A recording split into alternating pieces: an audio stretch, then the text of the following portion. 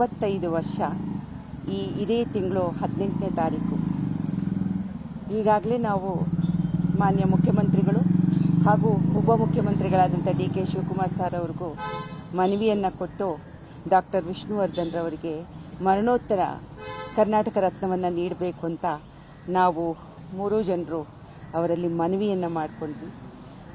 ಸಾಹೇಬರು ಅತ್ಯಂತ ಗೌರವದಿಂದ, ಭಾಳ ಪ್ರೀತಿಯಿಂದ, ಯಾಕೆಂದರೆ ಅವರು ಚಿತ್ರೋದ್ಯಮದವರು ಮತ್ತು ಇವತ್ತು ಬಹಳ ದೊಡ್ಡ ಹುದ್ದೆಯಲ್ಲಿ ಇರ್ತಕ್ಕಂಥವ್ರು, ಅವರು ಅದನ್ನು ಭಾಳ ಸಕಾರಾತ್ಮಕವಾಗಿ ಸ್ಪಂದಿಸಿದ್ದಾರೆ. ಹಾಗೆ ಶ್ರೀಮತಿ ಬಿ ಸರೋಜಾದೇವಿ ಶ್ರೀಹರ್ಷ ಅವರವ್ರಿಗೂ ಕರ್ನಾಟಕ ರತ್ನವನ್ನು ನೀಡಬೇಕು ಮತ್ತು ಅವರು ವಾಸವಾಗಿರ್ತಕ್ಕಂಥ ಮನೆಗೆ, ಆ ರಸ್ತೆಗೆ ಅವರ ಹೆಸರನ್ನು ಇಡಬೇಕು ಅನ್ನುವಂಥ ಮನವಿಯನ್ನು ನಾವು 3 ಕೂಡ ಕೇಳ್ಕೊಂಡ್ವಿ.